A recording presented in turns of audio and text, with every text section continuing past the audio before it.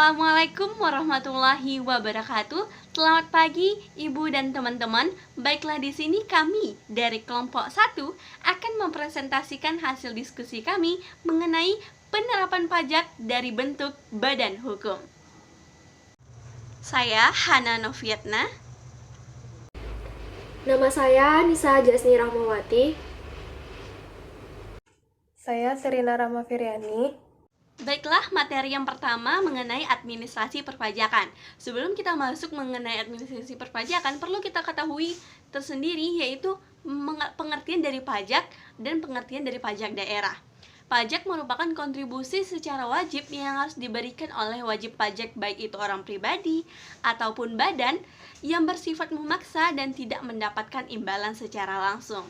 Nah, sedangkan pajak daerah ataupun retribusi menurut Undang-Undang Nomor 28 Tahun 2009 yang merupakan pajak yang diberikan karena telah mendapatkan suatu imbalan jasa, dan pajak tersebut akan diberikan kepada pemerintah daerah sebagai balas jasa yang telah disediakan oleh layanan yang diberikan pemerintah. Dengan adanya pemungutan pajak mempunyai beberapa fungsi. Yang pertama, fungsi redistribusi. Baiklah, apa fungsi redistribusi itu? Fungsi redistribusi merupakan fungsi di mana untuk meningkatkan adanya kesejahteraan bagi masyarakat sehingga tidak ada kesenjangan pendapatan. Di sini ada masyarakat yang mendapatkan pendapatan yang cukup tinggi sehingga perlu membayarkan pajak. Dengan adanya pajak yang dibayarkan oleh masyarakat yang memiliki pendapatan tinggi dapat membantu masyarakat yang berpenghasilan rendah. Nah, fungsi yang kedua, mana fungsi ini sebagai fungsi penerimaan. Seperti yang kita ketahui bahwasanya pajak merupakan fungsi sebagai penerimaan utama dari negara kita. Sebanyak 82,5% dari APBN merupakan berdasarkan dana dari pajak. Dapat kita lihat bahwasanya berdasarkan laporan DJP pada tahun 2019, tentunya jumlah pajak yang ada sebanyak 82,5% dari total APBN berdasarkan dari pajak. Bahwasanya di Indonesia, sistem pemungutan pajak yang digunakan adalah self-assessment system. Seperti yang kita ketahui, self-assessment system berarti sistem pemungutan pajak itu berdasarkan dari diri wajib pajak itu sendiri. Wajib pajaklah yang menghitung, melaporkan, dan membayarkan pajaknya. Dan kemudian ada sistem wajib pajak yaitu official, di mana official di sini maksudnya adalah sistem pajak atau pemungutan pajak ini dilakukan oleh pihak perusahaan sehingga karyawannya tidak perlu membayarkan atau melaporkan pajaknya itu lagi karena telah terpotong langsung oleh perusahaan. Dan yang ketiga adalah withholding assessment system, di mana di sini adanya pihak ketiga yang melakukan pembayaran terhadap sesuatu atau seorang wajib pajak. Di sini contohnya seperti karyawan yang dibayarkan pajaknya oleh bendahara instansi dari perusahaan, sehingga bendahara instansi perusahaan ini merupakan pihak ketiga. Setelah kita mengetahui adanya sistem pemungutan pajak, tentu ada lagi namanya penagihan pajak. Penagihan pajak itu sendiri ada 3 jenisnya, yaitu pertama, penagihan secara pasif, di mana Direktorat Jenderal Pajak itu hanya melakukan penerbitan surat sebagai suatu peringatan atau sebagai tanda bahwasanya wajib pajak tersebut harus melaporkan atau membayarkan pajaknya. Dan yang kemudian ada namanya penagihan secara aktif. Penagihan secara aktif ini merupakan tindak lanjut dari adanya penagihan secara pasif. Ketika surat telah diberikan kepada wajib pajak, namun wajib pajak tidak merespon atau tidak melakukan kegiatan pembayaran pajak atau pelaporan pajak, maka penagihan pajak itu dilakukan secara aktif atau dilakukan secara langsung kepada wajib pajaknya. Dan kemudian adanya penagihan secara sekaligus atau seketika. Nah, penagihan ini tidak perlu menunggu adanya jatuh tempo dari pembayaran pajak. Dan ketika wajib pajak tidak mampu melakukan pembayaran secara langsung ketika diminta oleh penagihan sekaligus atau secara langsung, maka penagihan dilakukan setelah jatuh tempo itu terjadi. Melakukan penagihan pajak, tentunya kita perlu adanya 4 tahap yang perlu kita ketahui, bahwasanya adanya surat teguran terlebih dahulu, baru adanya surat paksa, surat sitah, dan kemudian adanya pelelangan. Baiklah, saya akan menjelaskan jenis-jenis pajak. Jenis-jenis pajak di Indonesia terbagi atas 3, yaitu berdasarkan cara pemungutannya, berdasarkan sifatnya, serta lembaga pemungutannya. Yang pertama yaitu berdasarkan cara pemungutannya, terbagi atas 2, yaitu pertama, pajak langsung dan juga pajak tidak langsung. Pajak langsung adalah pajak yang tidak dapat dibebankan kepada pihak lain, serta harus mewajibkan wajib pajak itu sendiri yang membayar pajaknya, sehingga tidak dapat dialihkan kepada pihak lainnya.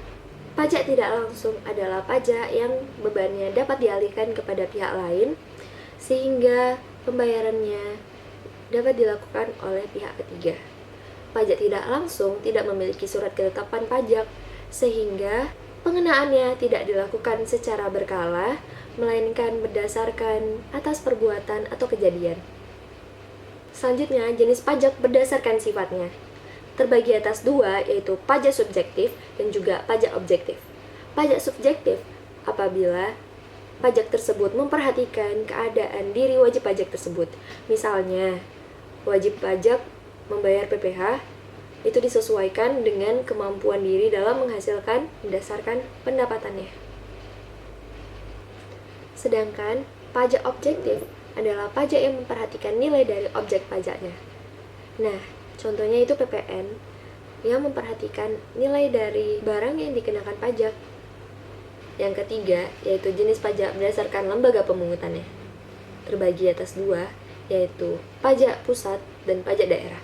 Pajak pusat adalah pajak yang dikelola oleh Direktorat Jenderal Pajak dan departemen di bawahnya. Sedangkan pajak daerah adalah pajak yang dikelola oleh pemerintah daerah seperti provinsi, kabupaten, maupun kota. Pajak pusat dan pajak daerah ini terbagi lagi, yaitu yang pertama untuk pajak pusat ada pajak penghasilan atau PPh, pajak pertambahan nilai atau PPN, pajak bumi dan bangunan, bea materai, serta PPNBM, PPh atau pajak penghasilan. Pajak penghasilan adalah pajak yang dibebankan kepada orang pribadi atau badan berdasarkan dengan penghasilan yang diterimanya atau diperoleh dalam 1 tahun pajak. Penghasilan ini diartikan sebagai tambahan kemampuan ekonomi yang diterima atau diperoleh wajib pajak baik yang berada di Indonesia maupun yang berada di luar negeri dengan syarat tertentu.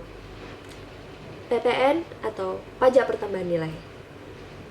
PPN adalah pajak yang dibebankan atas pembelian barang kena pajak atau jasa kena pajak dalam daerah pabean, baik itu maupun badan, orang pribadi, dan juga pemerintah. Apabila membeli barang kena pajak atau jasa kena pajak, akan dikenakan tarif PPN yaitu sebesar 10%, sedangkan tarif PPN impor sebesar 0%.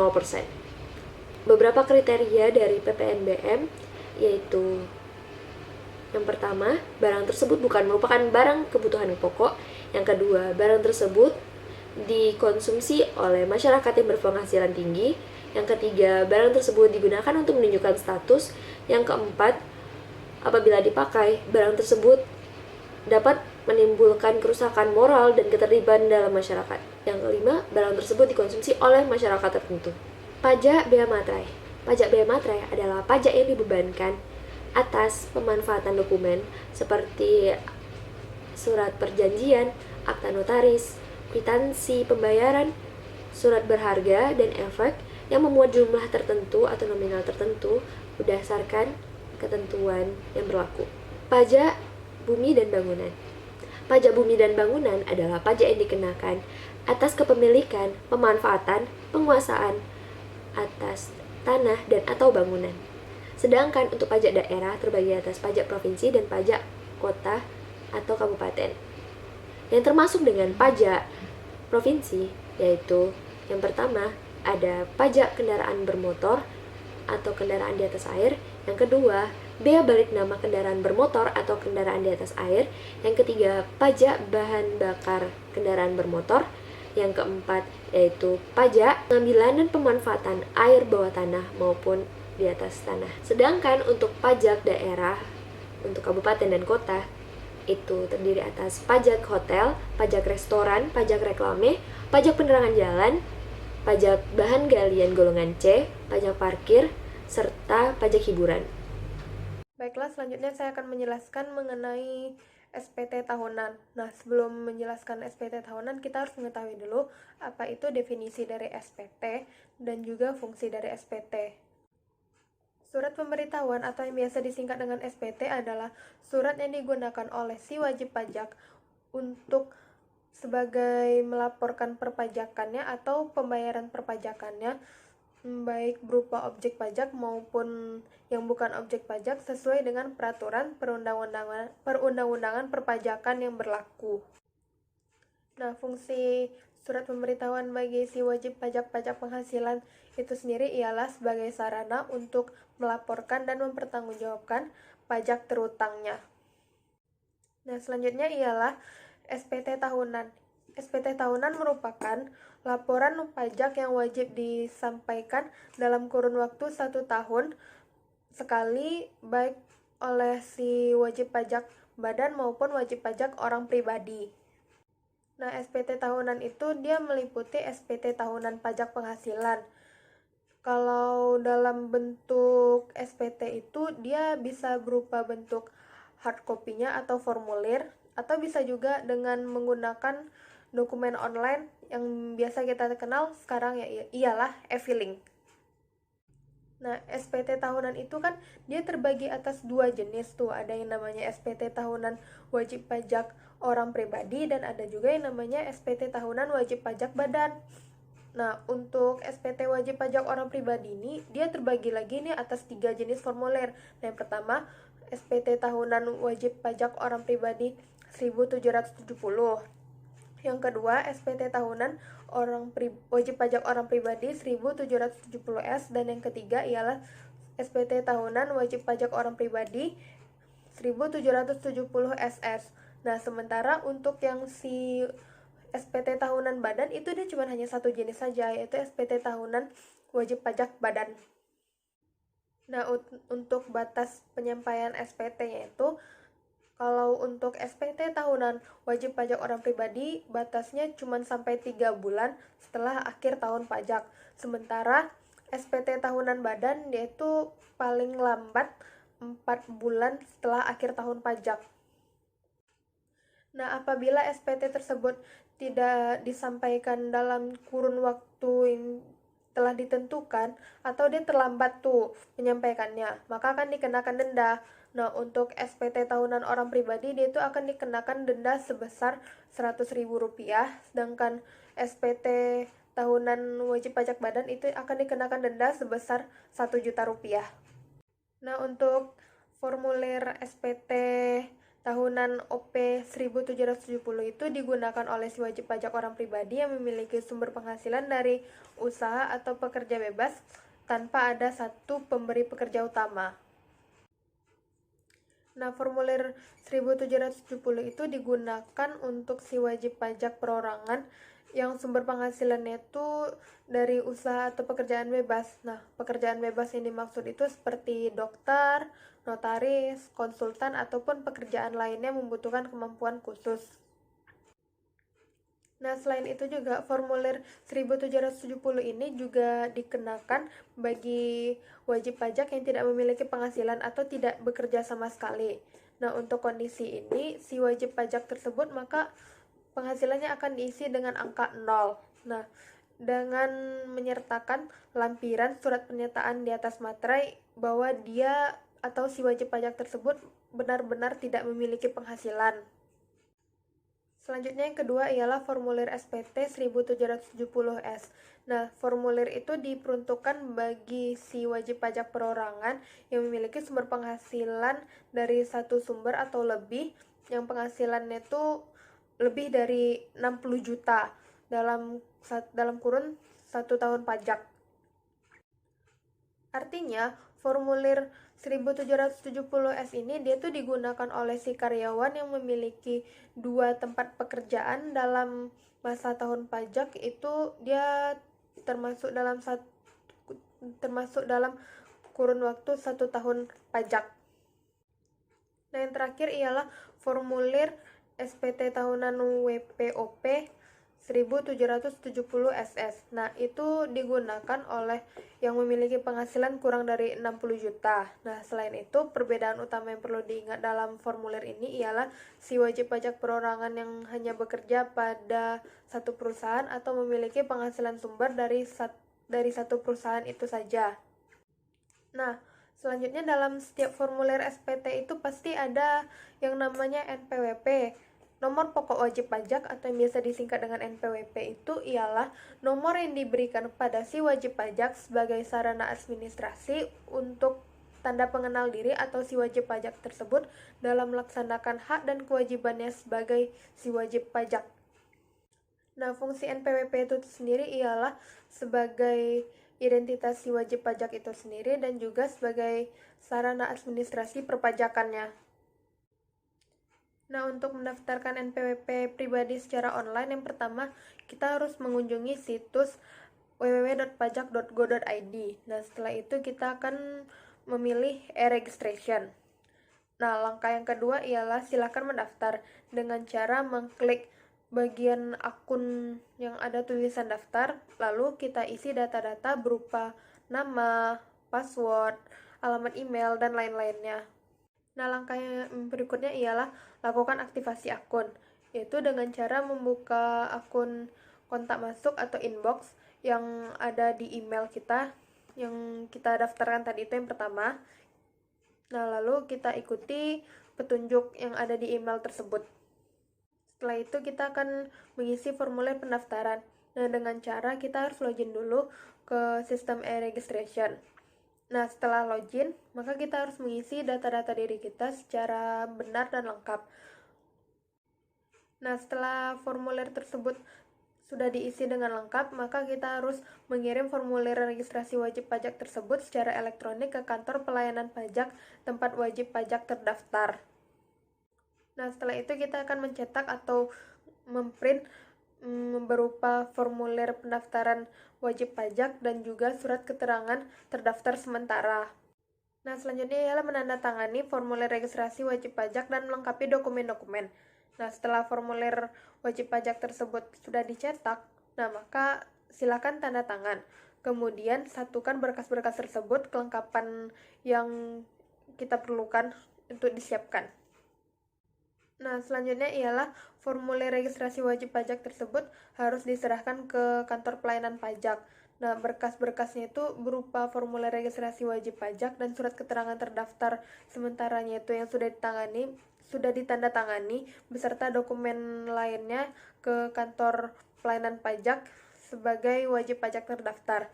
Nah, batas waktunya itu sampai paling lambat 14 hari setelah formulir terkirim secara elektronik. Nah, tahap terakhir ialah cek status dan tunggu kiriman kartu NPWP. Nah, jika status tersebut ditolak, maka ada beberapa data yang kurang lengkap. Namun, jika status tersebutnya disetujui, maka nomor atau kartu NPWP Anda akan segera dikirim ke alamat Anda melalui pos tercatat. Nah, guna tadi menjelaskan mengenai NPWP ialah karena dalam formulir SPT tahunan itu ada bagian di identitasnya itu yang paling pertama sekali adalah nomor NPWP. Selanjutnya pada laman e-filing kita akan mengklik buat SPT yang ada di pojok kanan atas. Nah, itu ada tuh. Nah, lalu selanjutnya kita akan menjawab pertanyaan dengan tepat dan sesuai sehingga semua pertanyaan tersebut dapat terjawab dengan selesai. Nah, setelah itu kita akan memilih jenis formulir yang akan digunakan. Formulirnya itu yang tadi sudah dijelaskan ada 3, yaitu formulir 1770, formulir 1770S, dan formulir 1770SS. Selanjutnya ialah isi formulir tersebut dengan tepat. Kemudian, selanjutnya kita akan masuk ke lampiran 2, yaitu halaman daftar pemotongan atau pemungutan PPh oleh pihak lain dan PPh yang ditanggung oleh pemerintah. Nah, di sini akan tertera secara otomatis nama pemotong atau pemungut pajak alias perusahaan di mana tempat kamu bekerja. Nah, selanjutnya kita akan mengisi lampiran 1, yaitu berupa bagian kolom harta. Nah, pastikan Anda mengisi formulir yang lampiran 1 ini pada bagian harta sesuai dengan yang Anda miliki. Nah, banyak sekali yang gagal submit karena dia tidak memenuhi kriteria harta yang dia miliki tersebut, tidak diisinya karena dilewatkannya aja begitu. Selanjutnya ialah kita akan mengisi ke bagian induk, yaitu kita akan mengisi data kita yang sesuai, yaitu berupa apakah kamu sudah kawin atau belum. Nah, selanjutnya kita akan mengklik bagian selanjutnya. Selanjutnya kita akan isi setiap kolomnya sesuai dengan kondisi, yaitu dapat berupa pengisian neto, penghasilan kena pajak, PPh terutang, kredit pajak, PPh kurang lebih bayar, angsuran PPh 25, dan yang terakhir ialah lampiran. Lalu klik setuju atau agree pada bagian pernyataan untuk langkah selanjutnya. Nah, hasil pengisian yang diisi tadi maka akan muncul SPT kamu itu nihil atau kurang lebih bayar. Nah, lalu tahap terakhir ialah memeriksa email yang sudah terdaftar. Pada pihak DJP akan mengirimkan token untuk melakukan verifikasi pelaporan SPT yang sudah dilakukan. Nah, apabila sudah diterima, maka akan dimasukkan ke bagian kode verifikasi di kolom yang tersedia. Selanjutnya, mengenai aspek perpajakan pada perseroan terbatas. Perlu kita ketahui bahwasanya terdapat perbedaan antara modal perusahaan dengan keuangan oleh pemilik perusahaan tersebut. Dalam perseroan terbatas terdapat beberapa pajak yang perlu kita ketahui. Yang pertama adalah PPh pasal 21, di mana PPh ini menjelaskan adanya pajak terhadap penghasilan oleh karyawan, baik itu berupa gaji atau honorarium dan lain sebagainya. Terdapat beberapa tarif yang telah diatur dalam PPh pasal 21 tersebut. Nah, selanjutnya kita ketahui adanya PPh pasal 23 mengenai pajak terhadap kepemilikan modal. Nah, di mana pajak ini terdapat beberapa ketentuan yang diatur dalam perpajakannya. Nah, yang kemudian adanya PPh pasal 25 di mana merupakan angsuran pajak yang harus dibayarkan oleh wajib pajak dalam setiap masanya mulai dari Januari hingga Desember. Dan yang kemudian adanya PPh pasal 29, di mana PPh pasal 29 ini merupakan besarnya pajak terhutang yang lebih bayar ataupun kurang bayar. Nah, kemudian yang terakhir adanya PPh pasal 4 ayat 2 yang dimana merupakan PPh final. Tarif pajak pada PPh final ini merupakan 0,5% dari jumlah omset yang kita peroleh dari perusahaan tersebut. Nah, sekian dan terima kasih.